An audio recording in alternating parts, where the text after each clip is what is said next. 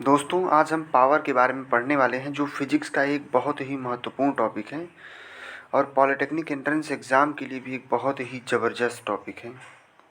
आज हम इसके बारे में पूरा कंप्लीट डिटेल में पढ़ेंगे और देखेंगे कि इससे कैसे कैसे क्वेश्चंस बन सकते हैं, किस तरह की से सवालें किस तरह की आ सकती हैं इससे। तो आज हम पावर को काफ़ी डिटेल में पढ़ने वाले हैं दोस्तों। यदि आप इस चैनल पर नए हैं तो इसको सब्सक्राइब कर लें और लाइक शेयर ज़रूर कर दें दोस्तों। चलिए हम स्टार्ट करते हैं।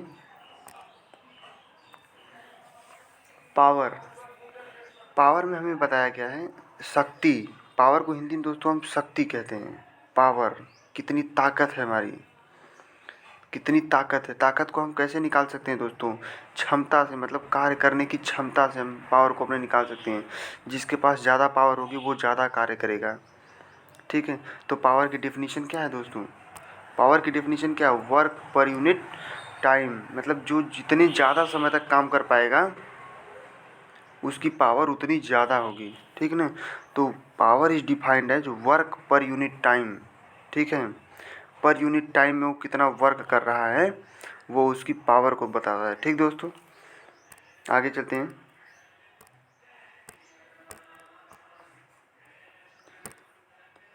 अब ये हमारा है, हमने ये फार्मूला है P=W/T, work per unit time. अब एक और फार्मूला है P=VI, और इसी से बनेगा I²R। दोस्तों ये सब फार्मूला आप लोग याद रखिए, ये सारे फार्मूले आप लोग दोस्तों याद रखिए। ये काफ़ी महत्वपूर्ण फार्मूले हैं। P=VI होता है, I²R होता है। अब यहाँ हम R की जगह पे V/I रख देंगे। R की जगह पे यदि हम V/I रख देंगे तो कितना हो जाएगा? I वही VI हो जाएगा।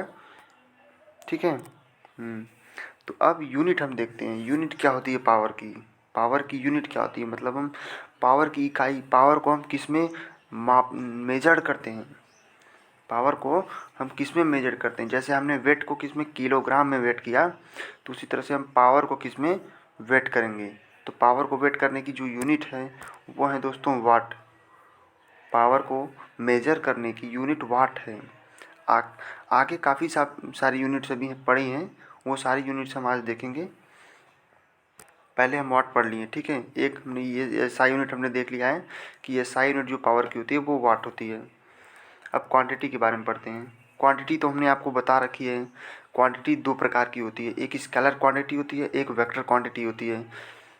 एक स्केलर क्वांटिटी होती है, एक वेक्टर क्वांटिटी होती है। स्केलर क्वांटिटी में क्या होता है? केवल मैग्नीट्यूड होता है। ठीक है, स्केलर क्वांटिटी में केवल मैग्नीट्यूड होता है। और वेक्टर क्वांटिटी में क्या होता है दोस्तों? वेक्टर क्वांटिटी में मैग्नीट्यूड प्लस डायरेक्शन दोनों डिपेंडेंट होता है। ठीक है, डायरेक्शन डिपेंडेंट क्वांटिटी जो होती है वो वेक्टर क्वांटिटी होती है, और जिसमें केवल उसकी वैल्यू हो, जिसमें केवल उसका मान हो, स्थानीय मान हो। ठीक है, तो उसको हम क्या कहते हैं? मैग्नीट्यूड कहते हैं। ओके, उसको हम केवल मैग्नीट्यूड कहते हैं। तो यहाँ पे देख लीजिए, वर्क भी एक स्केलर क्वांटिटी है, एनर्जी भी एक स्केलर क्वांटिटी है, पावर भी एक स्केलर क्वांटिटी है। ठीक है, अब यहाँ से निकली एनर्जी से एक काइनेटिक एनर्जी, एक पोटेंशियल एनर्जी। ये दोनों एनर्जी बहुत ज़्यादा, इन दोनों एनर्जी के बारे में ज्ञान होना बहुत ज़्यादा ज़रूरी है दोस्तों। ये दोनों भी क्या हैं? ये दोनों भी स्केलर क्वांटिटी हैं। ठीक है, ये दोनों भी डायरेक्शन पे डिपेंडेंट नहीं हैं। इट मीन्स डायरेक्शन के साथ साथ इनकी वैल्यू में बदलाव नहीं आएगा। ठीक है, डायरेक्शन डिपेंडेंट नहीं है। आगे देखते हैं हम एनोदर यूनिट ऑफ पावर। आगे हमारी टॉपिक है another unit of power. Power की और कौन कौन सी यूनिट्स हो सकती हैं दोस्तों? दोस्तों स्टार्टिंग में ही मैंने आपसे बता दिया था कि हम पहले तो ये SI यूनिट पढ़ लेते हैं, उसके बाद और कितनी यूनिट्स होती हैं वो सारे हम यूनिट्स देख लेते हैं। ठीक है, तो जो पावर के और यूनिट्स हैं वो उसमें से एक है हॉर्स पावर, एक है किलोवाट आवर। ठीक है, हॉर्स पावर नाम आपने सुना होगा दोस्तों। जैसे कभी मोटर वोटर जब फिट होता है तो उसमें दिखाता है कि मोटर कितने हॉर्स पावर का है, 2 horse power, 3 horse power. Submersible में लगता है हॉर्स पावर, और समरसेबुल में लगता है, नलों में लगता है, कई जगहों पे लगता है दोस्तों। तो वो जो उसकी ताकत को बताता है, ठीक है, वो मोटर की ताकत को बताता है कि कितनी पावर है। तो हार्स पावर से हम उसकी ताकत को जान पाएंगे, ठीक है। तो 1 हार्स पावर में 746 वाट होता है, ठीक। अब 1 किलोवाट आवर में 3.6 × 10⁶ होता है। दोस्तों ये पॉलिटेक्निक 2017 में क्वेश्चन पूछा था। पॉलिटेक्निक 2017 इंट्रेंस एग्ज़ाम में ये क्वेश्चन पूछा था कि 1 किलोवाट आवर में कितना जूल होता है। 1 किलोवाट आवर में कितना जूल होता है, ठीक है। इसको ज़रूर आप लोग याद करें। अब हम बहुत ही महत्वपूर्ण टॉपिक एक जिसके ऊपर डिस्कस करने वाले हैं, उसका नाम है उसका नाम क्या है, एनर्जी के और कितने रूप होते हैं। एनर्जी के विभिन्न रूप, एनर्जी कितने रूपों में हो सकती है, एनर्जी कितने रूपों में हो सकती है, वो सारे रूप आज हम देखने वाले हैं, ठीक है। लगभग हम एनर्जी के 4 टाइप पढ़ने वाले हैं, ठीक है। एनर्जी के 4 प्रकार हम पढ़ने वाले हैं। तो सबसे पहला जो टाइप है वो है हीट। सबसे पहला टाइप है हीट। आपने हीट को तो देखा होगा, ऊष्मा, गर्मी। गर्मी तो आपने देखी ही होगी। गर्मी जैसे आग हम जलाते हैं तो वहाँ पर भी गर्मी आती है, वो भी एक एनर्जी निकलती है वहाँ से, ठीक ना। देखिए, friction is not loss but is transferred as energy.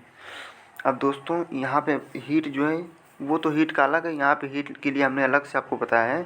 Friction का डेफिनेशन हमने आपको दिया है। फ्रिक्शन के डेफिनेशन से आप आसानी से समझ सकते हैं। फ्रिक्शन के डेफिनेशन से आप आसानी से समझ सकते हैं। मान लीजिए दोस्तों किसी रफ सरफेस पे खुरदुरा सरफेस है, वो मेटालिक है, खुरदुरा मेटालिक है, और उस पर आप किसी मेटालिक चीज़ को क्या करते हुए घसीटते हुए लेके जा रहे हैं, पुश करते हुए लेके जा रहे हैं, तो क्या करेगा, उनमें दोनों में क्या होगा, फ्रिक्शन लगेगा, टकराव होगा, तो उससे एक गर्मी पैदा होगी। उससे क्या होगा, एक गर्मी पैदा होगी। वो क्या एनर्जी ही होती है, वो एनर्जी ही होती है दोस्तों।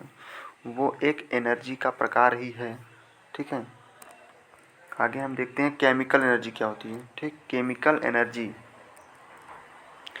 केमिकल एनर्जी में दोस्तों हमने लिखा है chemical energy arising from the combustion of coal, cooking gas, wood, petroleum, ठीक।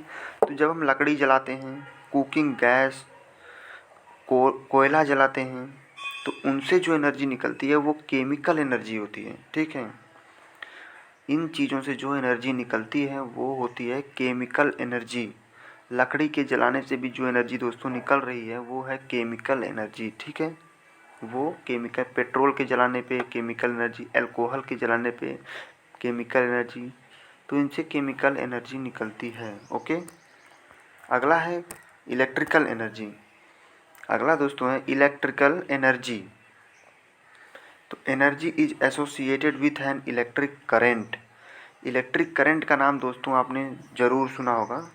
इलेक्ट्रिक करंट का नाम आपने ज़रूर ही सुना होगा। जो वायर्स में क्या करते हैं, फ्लो करते हैं इलेक्ट्रिक करंट, इलेक्ट्रॉन के अपोजिट डायरेक्शन में। इलेक्ट्रॉन के अपोजिट डायरेक्शन में इलेक्ट्रिक करंट फ्लो करते हैं, ठीक है। तो उस इलेक्ट्रिक करंट के साथ जो एनर्जी होती है उसे हम इलेक्ट्रिक करंट कहते हैं। जैसे दोस्तों कहीं शॉर्ट सर्किट हो जाता है, कहीं भी यदि शॉर्ट सर्किट होगा तो देखते होंगे आप, आग की तरह लग जाती है, तो वो क्या होती है, एक एनर्जी होती है, इलेक्ट्रिकल एनर्जी उसे कहते हैं, ठीक। अगली हमारी एनर्जी है न्यूक्लियर एनर्जी। अगली हमारी एनर्जी दोस्तों न्यूक्लियर एनर्जी, और ये बहुत ही खतरनाक एनर्जी है।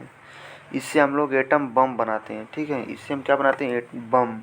जो बम बनाने में जो एनर्जी निकलती है ना, बम बनाने में जो एनर्जी निकल रही होती है उसे हम न्यूक्लियर एनर्जी कहते हैं। क्या, नोट कर लो। बम बनाने में, बम बम बनाने में जो एनर्जी निकलती है, बम बनाने में जो एनर्जी निकलती है उसे क्या कहते हैं, उसे हम न्यूक्लियर एनर्जी कहते हैं। उसको हम न्यूक्लियर एनर्जी कहते हैं, न्यूक्लियर, ठीक है। मतलब एटम है, न्यूक्लियर बम बनाने में हम क्या करते हैं, यूरेनियम लेते हैं, उस पर उसके ऊपर न्यूट्रॉन का बम्बार्डमेंट कराते हैं, तो उससे क्या होता है, दो अलग अलग एटम बनते हैं और उसके साथ काफ़ी सारी एनर्जी निकलती है, तो उस एनर्जी को हम न्यूक्लियर एनर्जी कहते हैं, ठीक है। अब हमारे principle of conservation of energy, principle of conservation of energy, यह फिजिक्स का एक बहुत ही बेहतरीन कंसेप्ट है दोस्तों। ये फिजिक्स का एक बहुत ही बेहतरीन कंसेप्ट है। ये कंसेप्ट अभी तक कम्प्लीटली जो है दोस्तों एक्सप्लेन नहीं हो पाया है, अभी तक जो है कम्प्लीटली एक्सप्लेन नहीं हो पाया है। ठीक है,